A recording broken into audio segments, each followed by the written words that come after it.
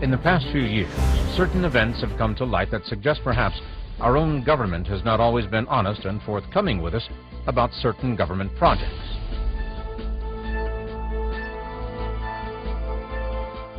Some have gone so far as to suggest that many of these strange events are part of a planned and ongoing conspiracy.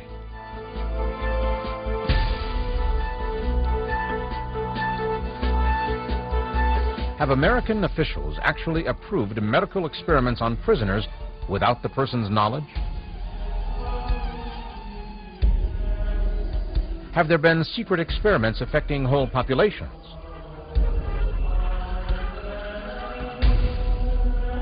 Did the Navy actually attempt to make a World War II ship invisible? Is it possible that the experiment actually worked, but that the ship suddenly reappeared moments later in another naval yard hundreds of miles away? And not only hundreds of miles away, but years into the future. If there were such an experiment, did the crew know about it, or were they used as unwitting guinea pigs?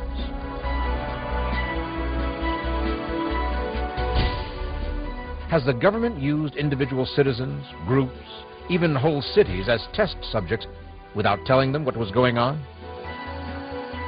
After decades of secrecy, is it possible that the truth about American citizens being used as scientific guinea pigs is finally coming out? We'll try to navigate these murky waters in just a moment.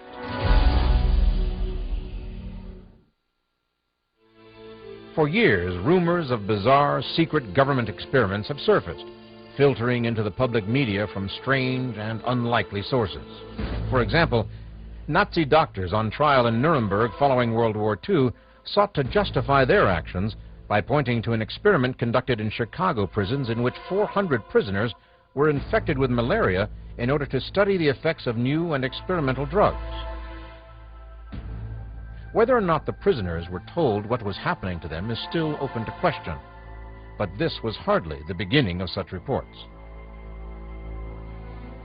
One of the more disturbing experiments was allegedly undertaken in 1931 when a single pathologist, Dr. Cornelius Rhodes of the Rockefeller Institute for Medical Investigations, according to reports, knowingly infected his human subjects with cancer. Dr. Rhodes' attitude towards his subjects is apparent in a letter used as the basis for a criminal investigation into his actions. What we need is not public health work, but a tidal wave or something to totally exterminate the population. The criminal case was dismissed, however, by the prosecutor appointed by the North American governor of Puerto Rico. His reason was that Rhodes was merely mentally ill or a person of few scruples. Dr. Rhodes went on to direct the establishment of U.S. Army chemical warfare laboratories in Maryland, Utah, and the Panama Canal Zone. This doctor, who was described as mentally ill, was subsequently awarded the Legion of Merit and appointed to the U.S. Atomic Energy Commission.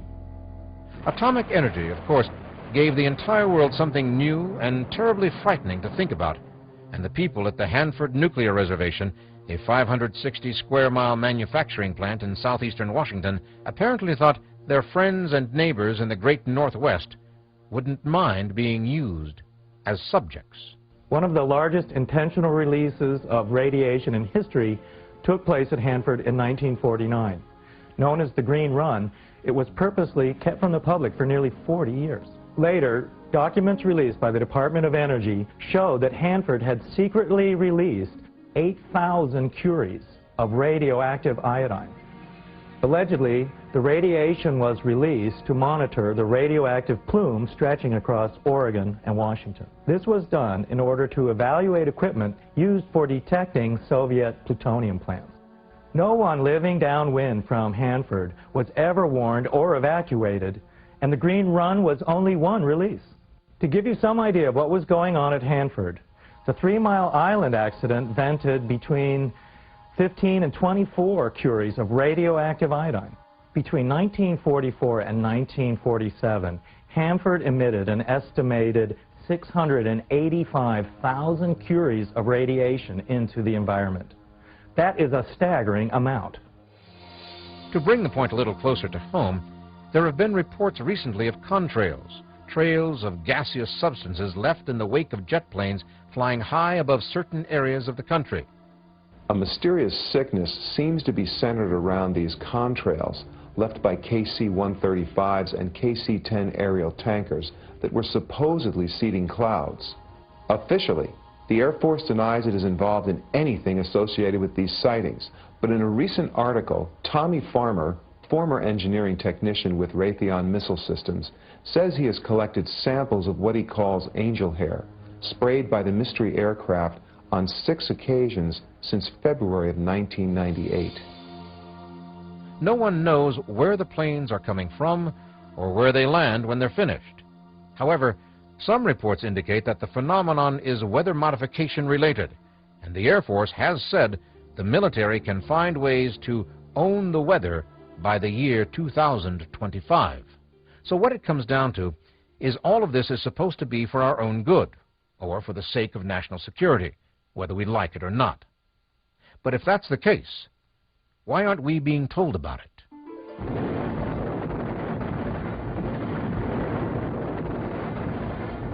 Even with World War II raging and the obvious need for security, one of the most bizarre government experiments of all time took place right here at the Philadelphia Naval Station, and the results will shock and mystify those who were part of it. The story actually begins in January of 1956. A man by the name of Morris K. Jessup, a former university mathematics and astronomy instructor with a keen interest in Einstein's unified field theory, received the first of 2 letters from a man who signed himself Carlos Miguel Allende, or Carl Allen. In these rambling, sometimes almost incoherent letters, Allen warned Jessup to forget his interest in the unified field theory, stating that the U.S. Navy had already tried it on a destroyer-type ship in 1943. The result was, and stands today as proof, that the unified field theory, to a certain extent, is correct. The result was complete invisibility of a ship and all of its crew. Jessup assumed the letter came to him in response to a book he had published in 1955 called The Case for the UFO. The book had become the hot topic of the cocktail circuit in Washington, D.C., and an annotated copy even found its way to the Office of Naval Research, where the notations in the margins and above and below the text drew the attention of 2 ONR officers. The officers claimed that their interest was purely personal and had nothing to do with naval research. Still, they called Jessup in to evaluate the notations. Jessup received another letter from Allende within just a few days of the first. He opened his mail and read, I wish to mention that somehow, also, the experimental ship disappeared from its Philadelphia dock and only a very few minutes later appeared at its other dock in the Norfolk Portsmouth area. This was distinctly and clearly identified as being that place, but the ship then again disappeared and went back to the Philadelphia dock in only a very few minutes. That assertion must have been a jolt to Jessup, since the 2 naval stations are some 400 miles apart. It would take days, not minutes, to get a destroyer-type vessel from one berth to the other and back. The letters seemed alternately desperate and angry, occasionally even pleading, and inexplicably, Jessup turned the letters over to the 2 naval officers who had the annotated copy of his book. He was sure, he told them, that at least some of the notations were Allende's. Whether or not Jessup ever made any further inquiries is unknown. His involvement ended on the evening of April 20th, 1959, when he was found dead in his station wagon in Dade County Park in Florida. Jessup, it appeared, had committed suicide. Jessup's friends insisted he was not the kind of man to commit suicide, but nothing was ever found to suggest anything else. But one thing was certain. In the 3 years since he received the first letter from Allende until his death, Jessup had been the main factor in seeing to it that the tight lid of secrecy surrounding the Philadelphia experiment was ripped away. The Navy, while insisting no such experiment ever took place, was nevertheless suddenly very interested in anyone requesting information about the USS Eldridge. And nearly 30 years later, this man, Alfred Bielek, would make it all but impossible to put the lid of secrecy back in place. My original family name is Edward Cameron. When I first became aware of my involvement with the Philadelphia experiment in January of 1988, I had no idea how extensive my use by the government had been, nor where my research would lead. But it includes the Philadelphia experiment, the Montauk Project, mind control, some discussion of aliens, and it all fits together. Trying to understand how they fit together in the complex web that has been created is the purpose of my bringing to you vital information which has been kept from you by your government and the media. What was the Philadelphia experiment exactly? And why would the U.S. Navy have been spearheading the research in the first place? At the time that the Philadelphia experiment was supposed to have taken place, German U-boats were destroying nearly half of the shipping that was going across the Atlantic. Both the British Admiralty and the U.S. Navy were desperate in finding a way of combating this lethal threat. If scientists of the caliber of Albert Einstein and Nikola Tesla had even remotely suggested the possibility of turning a large naval ship invisible, even if it was only invisible to enemy radar, the admirals would have certainly have decided to explore that option. The stated purpose of the experiment was to prove whether or not you could make a ship invisible to radar. The original purpose was optical invisibility. Two scientists came forth with unproven theories which became part of this experiment. By 1943 in the United States, Einstein's concept of the ideas of the interaction of electricity, gravity, and magnetism seemed suited to the idea of electronic camouflage. But implementation of the theory would require the use of some of the concepts of another great scientist, Nikola Tesla. Tesla was the project originator and its first director. Einstein and others, including Dr. John von Neumann, worked together to perfect the theory. All of these men worked together very closely on this project, and I was privileged to work with them in my original Edward Cameron timeline. The stage was now set for a journey into unexplored realms of science. But did the Navy, or even the scientists, know it would also be a journey into the future? Did any of them really believe it was possible for a massive warship to just suddenly become invisible? And who exactly is Ed Cameron? And what does his so-called timeline have to do with anything? Believe me, making the ship invisible is the easiest thing to believe. We'll be back in a moment with the really exciting part of the story.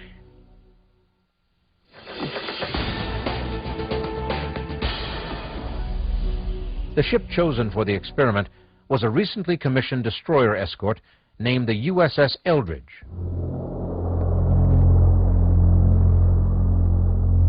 So far as can be determined, none of the 180-plus men aboard the ship were told what the test was all about. All they knew was that they were going to make us invisible. But was this something the government would take seriously, even if scientists proposed it? In the late 1970s, Dr. James Coram recruited a group of scientists, just for fun, to see if there was any scientific basis for the events that were supposed to have taken place during the Philadelphia experiment. To their astonishment, there was. In a laboratory, they were able to replicate radar invisibility using what is known as Tesla's egg of Columbus. So, it is entirely plausible that in 1943, they had the sufficient knowledge to conduct the Philadelphia experiment. In fact, from what was known of the technology, it would have been derelict behavior of the Defense Science Research Board not to have conducted such experiments. The device invented by Tesla for producing high voltages with low current is today used in one form or another in most radio and TV sets. It permits weak circuits to sustain currents of almost any magnitude. His theories were perfect for the task at hand, but Tesla became disenchanted with the entire project. He was convinced that his inventions were being appropriated for purposes not beneficial to mankind. The experiment was originally called Project Rainbow after it was classified, and it was executed in two parts. The trial run from the standpoint of invisibility went very well, but the effect on the sailors on deck was horrific. Sailors were sick, some were completely disoriented, but the objectives and goals of invisibility had been achieved. The decision was made to go ahead with the second phase of this test, with the test crew and 2 scientists on board. Those 2 scientists were myself and my brother. We also had on board my younger brother Jim, who was a Navy seaman and part of the test crew. Tesla walked out on Project Rainbow in March of 1942 and was replaced by a man who, by war's end, would become a legend among scientists, Dr. John von Neumann. It's here that lives and timelines begin to converge. I began my life on August 4th, 1916, in Bayshore, Long Island. My name then was Edward Cameron in that timeline. I and my brother Duncan grew up there. I went to Princeton in 1932, where I met Dr. John von Neumann for the first time.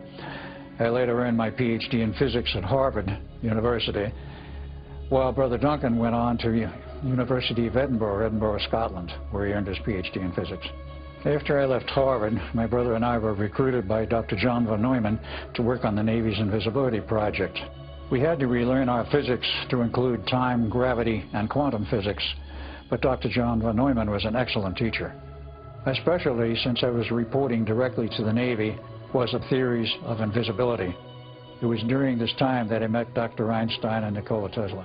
Although both men had already essentially left the project, they maintained a keen interest in its progress.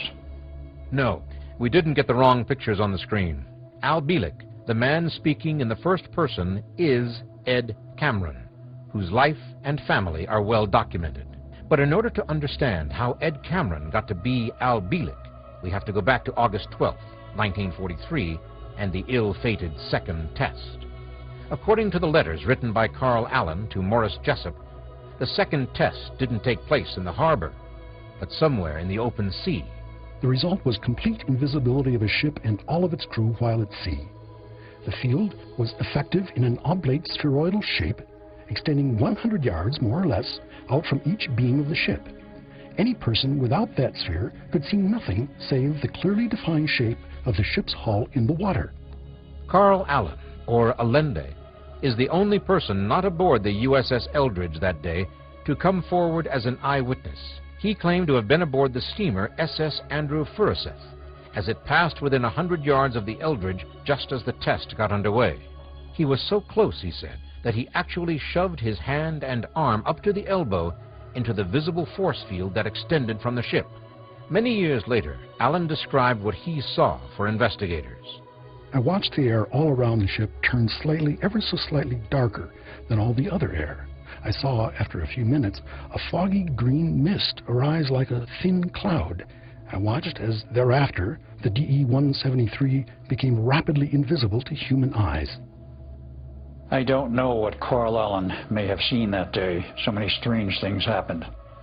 But the USS Eldridge disappeared from its location in the Philadelphia harbor. My brother Duncan and I boarded the Eldridge that day with the understanding that this was to be a test to determine radar invisibility only. We were not attempting optical invisibility, but it happened anyway, at least partially. You could barely see the ship through a thick green fog. We obtained radar invisibility in about 70 seconds, but that's when things began to get strange. We didn't know it in the control room, but the ship disappeared right out of the harbor. There was a hole where the ship had been, and then all of a sudden, there was no hole. It was just calm waters. Duncan and I saw the banks of electron tubes glowing in a strange way. Then we started getting high voltage arcing, like tiny lightning bolts. The radio was nothing but static. We went for the main power controls, but they were frozen, so we decided we had to get out of there. But up on deck, things were even worse. There was a greenish haze everywhere.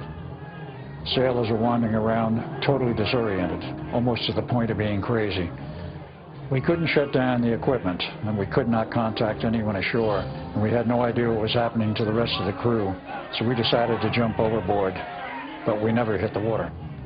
We felt like we were falling through a tunnel. We didn't know where we were or what was going on, but after what I guess was about 2 minutes of this, we wound up in a military base at night with a chain-link fence at our backs.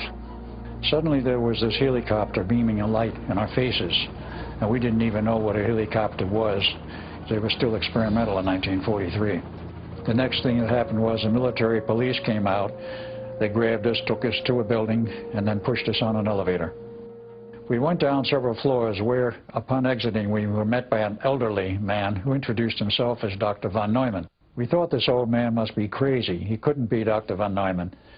We had left him about an hour before, and he was a much younger man. And that was just the beginning of the surprises in store for Ed Cameron and his brother Duncan. The man who introduced himself as von Neumann informed them they were not in Philadelphia in 1943, but in Montauk, Long Island, and the year was 1983. He then began to show them technological wonders undreamed of in 1943. This was, he said, the home of the Phoenix Project. The Eldridge was now in hyperspace, and the hyperspace bubble was growing. Von Neumann said we had to go back to the Eldridge and smash the equipment in order to shut it down. He also told us that they had complete control and could send us to any time and place. They put us into this time tunnel, and then we were back on the Eldridge. Then we grabbed axes and started smashing equipment. Eventually it started to wind down, and then we were back at the starting point in the harbor. It was then that the horror of it all became evident to us. For some of the men, the experience had been simply too much of a strain. Some were dead of heart failure or who knows what. Others were completely disoriented, not knowing where they had been or where they were. But most horrible of all, some of the men, like our younger brother Jimmy, were buried in the steel deck and the bulkheads. As the fields collapsed, the molecular structure of the sailor's body was also shifting. If they were near a bulkhead when it rematerialized, they were stuck in it. Duncan couldn't handle seeing Jim like that. He jumped overboard again and disappeared into the future. I stayed with Jimmy and waited there until the fields collapsed. Is it possible that this rather ordinary-looking U.S. Navy ship could have gone through all of that? Did it go skipping through hyperspace like a flat rock on a pond, bouncing into the future and back again?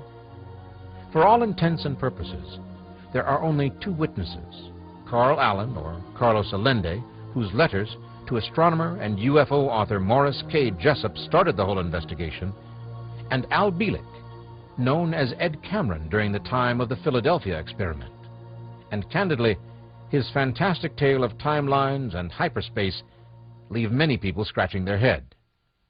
Is there anything else? Any hint of outside corroboration for these stories? Allen did refer to a newspaper article in a Philadelphia newspaper that describes an uproar in a dockside bar, but this story was about a different kind of uproar. According to the report, 3 sailors suddenly appeared in the bar as if coming out of a back room. The problem is, there was no back room in the bar. Even more startling, they left the same way they came in, through the back wall. Both Albert Einstein and Nikola Tesla had given up their experiments with the unified field theory years before the actual experiment. And in spite of the Navy's statements to the contrary, a number of investigators are convinced the government did, in fact, test not only optical invisibility, but a time machine that day.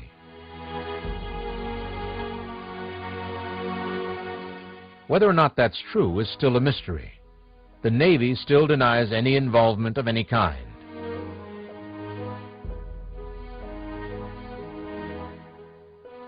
The government generally ignores any questions that are asked by anyone.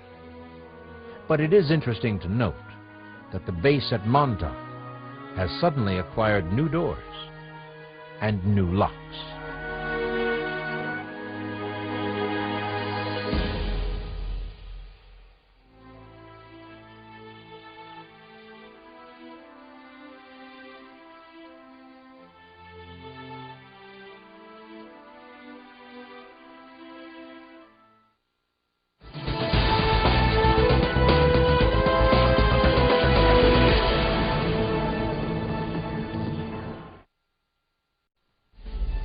Of all the bizarre stories of government conspiracies and secret experiments, none can match the complexity and sheer audacity of the World War II project known as the Philadelphia experiment.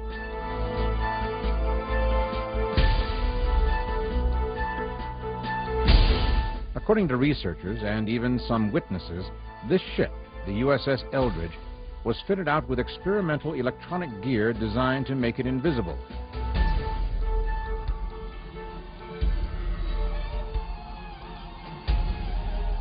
By all accounts, the experiment was a disaster for the men on board, But that was only the beginning of the complex controversy that began in 1943 and continues into some as yet unknown future.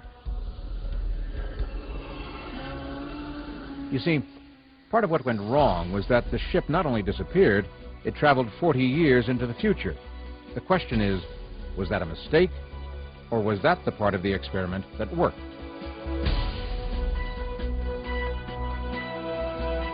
Albert Einstein did complete the work on the unified field theory. He and other mathematicians did complete the equations which gave us the field for invisibility.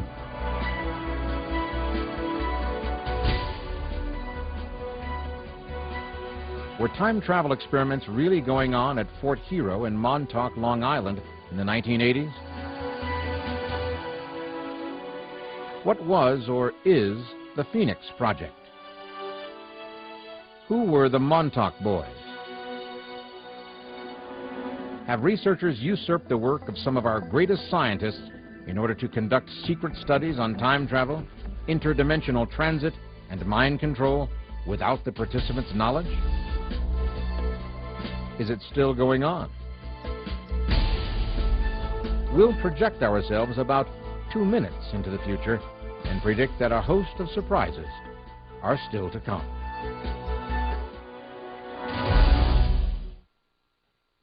Many parts of this fractured tale of technology gone berserk are difficult to believe. It reads like a combination of H.G. Wells, Jules Verne, and Bridie Murphy. Yet the story is filled with names, places, and dates that are subject to verification, and a number of serious investigators have devoted a vast amount of time and money to doing just that. And as you might expect, the Navy has not been particularly helpful. Ever since the story of the Philadelphia experiment began circulating in 1956, and during the nearly 50 years between then and now, the United States Navy has steadfastly and emphatically denied that any such experiment took place, that the technology to perform such a feat did not exist then and, in fact, does not exist today. But what do the records and logbooks show? Maybe we should pause here for just a moment and catch our breath. A story that began with a World War II experiment in radar invisibility has now become a sort of urban legend involving time travel. Let's look closely and see what we really know. A man by the name of Carl Allen claimed to be a witness of the Eldridge's disappearance, though not of the teleportation. And it should be noted that right up to his death, Carl Allen never wavered from his story. We also know there was a closed facility of some kind at Fort Hero in Montauk, Long Island. It is, in fact, still there. What we see today is just the tip of the iceberg. In actuality, under the Montauk facility is a very large underground base. The base stretches out for miles, maybe 5 miles. It would take us 15 to 20 minutes to ride in a golf cart from one end to the other end. And the computer technology we had at Montauk was the fastest known in the world in the mid-70s. We actually had Cray 1s and Cray 2s, which were the fastest computers that were made at the time. And there are others who claim to have been at Montauk, working on the project at one time or another. Stewart Swerdlow says he was picked up one night while he was still in high school and brought there. Because of my genetic background and my family history, I was taken into use in the project at a very early age and in an early phase. Initially, I thought there were alien beings in control of it. However, later on, I discovered it was the military and the guise of aliens who actually manipulated it. My earliest memories involve mind control experimentation, techniques and tactics that were used on the test subjects, so they could be later used on the general population. Later on, they went into genetic manipulations, and finally into time travel experiments. We also know that the government will confirm none of this.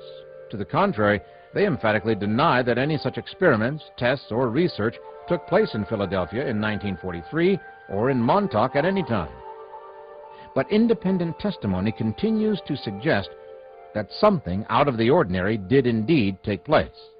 I have a lot of personal knowledge of the Montauk Project because it's simple. I was there. I built some of the equipment that actually bent space and time and did mind control. When I was brought out to the actual project in 1968, I was informed that the project was actually a carry-on from the Philadelphia experiment. I was actually given the final report for the Philadelphia experiment to review, and it actually listed the Cameron brothers, Ed and Duncan Cameron, as the Navy liaison officers. Could it be that there is something to the stories after all? The evidence is all circumstantial, but is it compelling enough to warrant further investigation?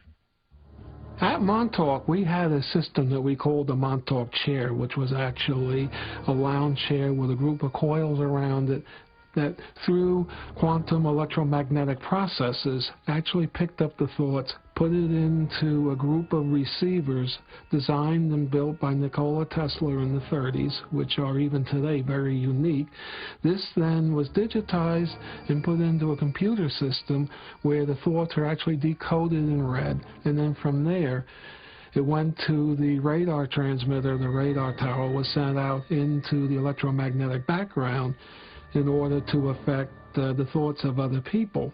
This is not so far-fetched because today the Air Force is using head movement, eye movements, electroencephalogram readings in order to control the flight of some of the very advanced airplanes. The Montauk Project technology created portals in time and space through which people traveled. Initially, the test subjects were considered disposable, and many of them were lost. Later on, they developed a core group known as the Montauk Boys. They traveled through time and space effortlessly. However, the tragedy was that less than 1% of them survived the experimentation. The interesting thing about my experience at Montauk is that unlike many of the other test subjects, my memory remained intact. They couldn't mask it or alter it, and for that reason I remained an anomaly to them. And so for many years, they tried to brainwash me to not speak about it, and even threatened me that if I did speak about it in public, they would consider me to be an insane person and actually have me committed to a mental institution for the rest of my life. I have a reserved opinion about the viability or the reality of time travel.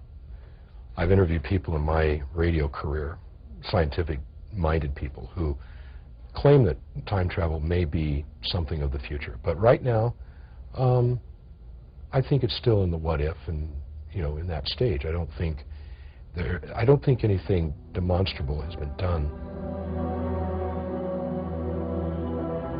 Personally, I don't think that it exists or is possible, but there are scientific-minded people that do, and I guess the jury will be in when they can actually demonstrate that it can occur. It is possible to travel in time because if you generate a strong enough magnetic field, that in itself bends space and time, and this can be used to time travel. But all of this was going on in the 60s and 70s. Dr. John von Neumann, who is generally considered the father of the modern computer, supposedly died in the 50s. Was there a computer technology capable of these remarkable feats back then? Who could have designed such sophisticated hardware and software? It was alien technology. We simply didn't have the theory, but we had the technical expertise and capability to build the hardware to their specifications. Our government has been working with aliens for years. Einstein's unified field theory was an attempt to demonstrate that all fundamental forces could be shown in a single basic field. It's been a dream of physicists for most of the 20th century, but it's only recently that the world's physicists have found a theory that is crazy enough to meet the requirement. It's called the superstring theory, and it's far too complicated for most of us to understand. So why bring it up? Only because it is the concept of a unified field that makes things like hyperspace and time travel even remotely possible. And there are those who believe the government did not abandon the research when they closed Montauk. I don't believe the final chapter on Montauk has yet been written. When I was there in 1992, I saw evidence that the base had been reactivated. New coax cable runs, new power transformers have been put into the power substations, and the radar tower that used to be wide open now has a steel door with double padlocks. And we found other evidence that shows that the base was being reactivated. There were new entrances to the underground with special interlocked doors. In the past 15 years, I've discovered that I was essentially raised by the government. Perhaps I should say government-designated parents. And I want to tell you there's a lot more going on with these government projects than anybody cares to even think about. It's difficult to explain. It's even difficult for me to comprehend, and I'm living it. I have very clear memories of several different timelines. For example, I was an aircraft and engine mechanic in the Air Force working on jet engines. But when I tried to contact my old Air Force buddies, people that I worked with and partied with, they didn't even know me. I have memories of Montauk, and I believe that Montauk was never really shut down. Is Al Bielek the sole surviving member of a markedly successful but incredibly tragic experiment? If Montauk was shut down in 1985, did the government just abandon space-time research? Or will the ghost of the Eldridge come back to haunt us again in the 21st century? There is still a huge void between what we know and what we'd like to know. We'll step into the vortex one more time in just a moment.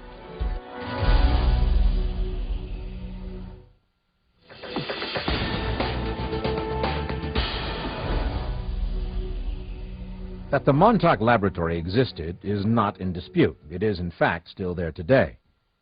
The project itself, however, appears to have been shut down in the mid-1980s, but then perhaps it wasn't. Could that have merely been a ruse to give them time to rebuild and update the facility? Is it possible that the Phoenix Project, under some other guise and in some other place, is still going on? Are terms like hyperspace, the space-time continuum, and the time-travel paradox seriously discussed in clandestine scientific circles, or are they just the stuff science fiction is made of? You can be sure there's a lot of research taking place in the field of quantum physics and parallel realities in hyperspace. We're not talking about length, width, height, and time here. We're talking about actual parallel reference frames, parallel realities, different dimensions, different universes to us. There is data in theories that suggest we have possibly 21 realities or reference frames wrapped up in the existence we know. There is nothing more important to quantum physicists than studying how all these different reference frames interrelate to each other. But doesn't this go far beyond the idea of radar or even optical invisibility? Was the Philadelphia experiment a research accident, or was it the means to an end? Later on, Duncan and some of the others saw the project as pure evil and wanted to destroy it. But Dr. von Neumann, who, by the way, did not die in the 50s, wanted to keep it.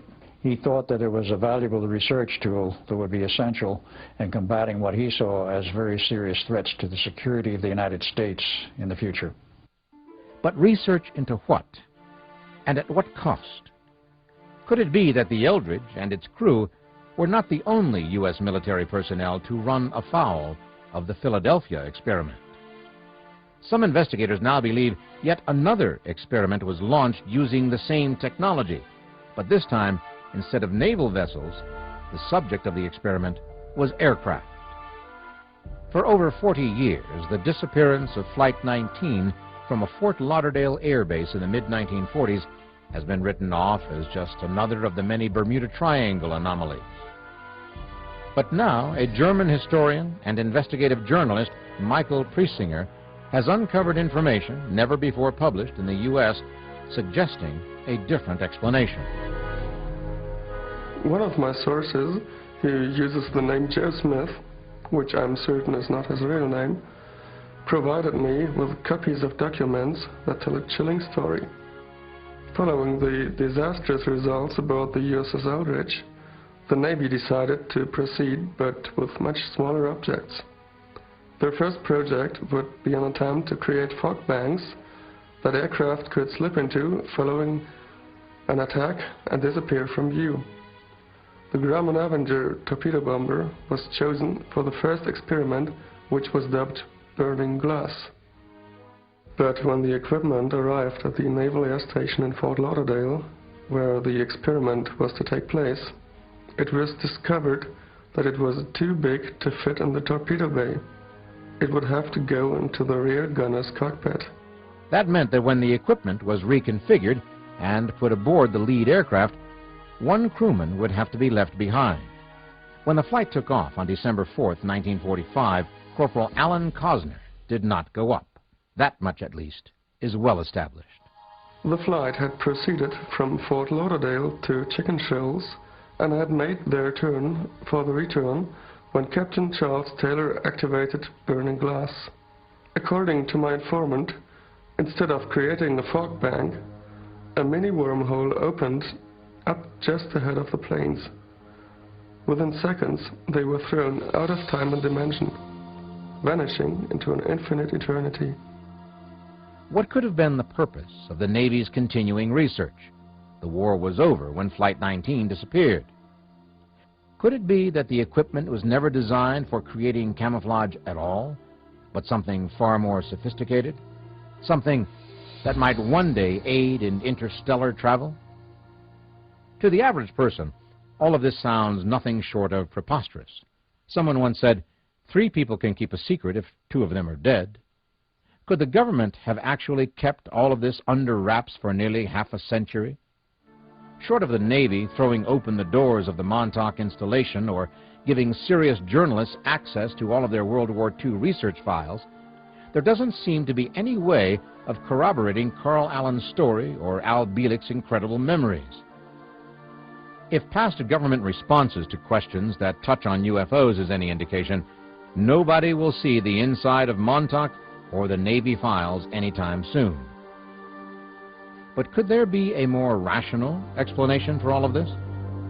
Let's go back to a newspaper article Carl Allen said tripped his memory of seeing the Eldridge. Several city police officers responding to a call to aid members of the Navy Shore Patrol in breaking up a tavern brawl near the U.S. Navy docks here last night got something of a surprise when they arrived on the scene to find the place empty of customers. The Shore Patrol arrived first and cleared the place out, but not before 2 of the sailors involved allegedly did a disappearing act. They just sort of vanished into thin air, right there, reported one of the frightened hostesses, and she added, "I ain't been drinking neither." But there is another version of this story. A man by the name of Edward Dudgeon claims to have been there, and he gave a very different account. In fact, Dudgeon says he was one of the 2 sailors who were supposed to have disappeared. It's not very complicated. A couple of sailors were bragging about new equipment on their ship, and someone told them to shut up, and a fight broke out. 2 of them, Dudgeon said, were underage, so as soon as trouble started, the waitress hustled them out the back door and claimed they'd never been there. That would explain the sailors' disappearance. But what about the ship itself?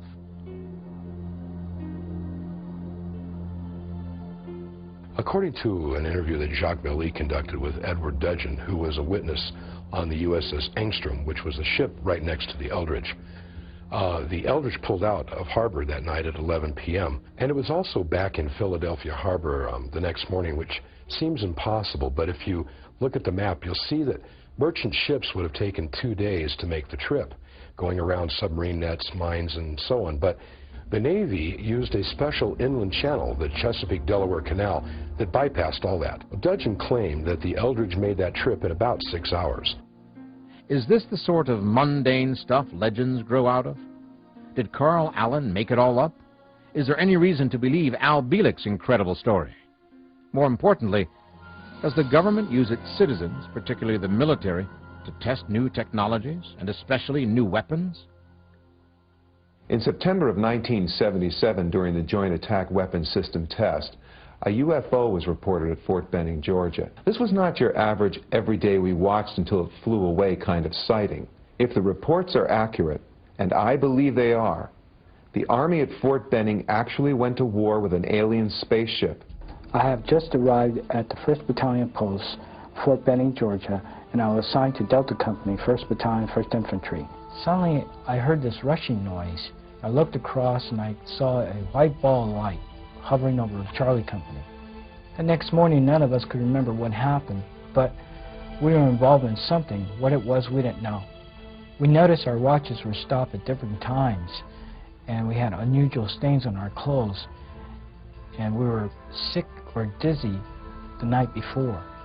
Private Vasquez would carry only vague memories, like a distant, almost forgotten dream, for many years. But the small snatches of recollection left him anxious and disquieted.